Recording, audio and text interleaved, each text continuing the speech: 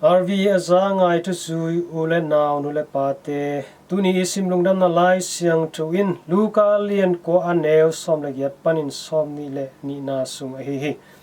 ai le Lungdamna Lai Siangtho in ite bang hongil nuam hiam chi thu tom khat kum ni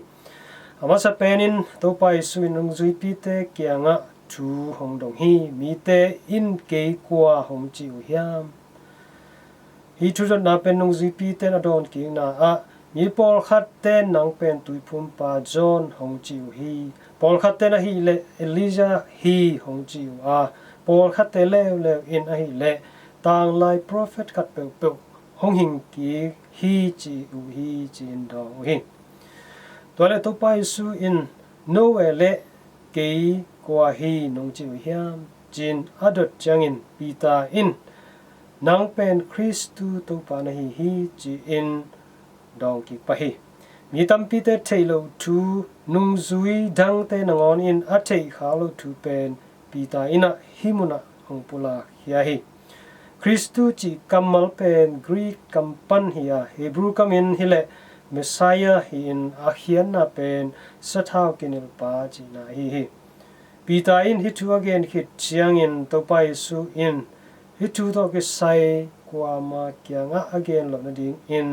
thu pia hi to bang in aham hilhcian in to pai su in amah gim thuang na ding thu asin ding thu le sina pan to ki na ding thu nungzuipite kiangah gen in pula hia hi tuzu te naw te to pai su in kwa hiam chi athei masa apula masa pen nungzui pi pita hi nungzuidangte nangon in thei lo hi kumthum sung vil asuka towa ki thua in ki zui in amai tu hil na te ngai in amai nalamdang sep na te zong mu hinapi in to pai su pen Pasian Tapa Messiah hi kumpa hi chi in thei khalo mo hi tama bangin tua hunlai a mi pi ten zong to pai su pen kamsangte jiang bekina mu mo hi Amaute lamet anga u a hi Messiah dingin sang thei pe ma lo hi china te dam sakhi helbai te lampai sakhi misi te na ngon thoki sakhi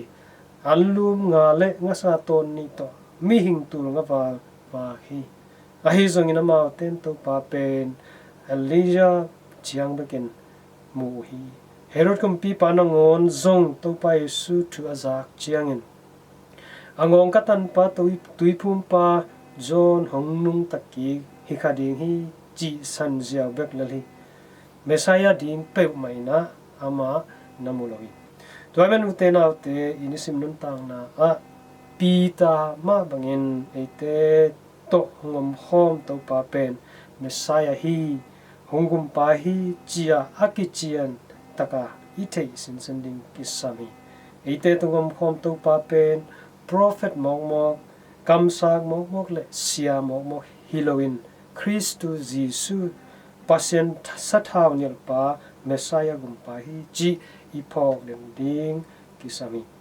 to khitbana to Christu pen mona panin hongum khepa sina tu agwal zo pa to pa hi chi zong ipok ding kisam la hi tua amai gwal zo na pen akim thuang na asi na le ato ki na to anga gwal zo na hiya tua lampi lo ngal adang gwal zo na lampi e Christian terina omlohi toy manin utenaute ite khem pe zong tua gwal zo na lampi ton in to pa to nisimin kal suan in ebe nuntak na sung a gwal zo na lampi masuan de na in ta zo na ding hanciam di hang tua i hanciam na akisam tupa happy na tuam tomte mimal kimkhatte tua to pa na thakin hong piak sakta hen amen.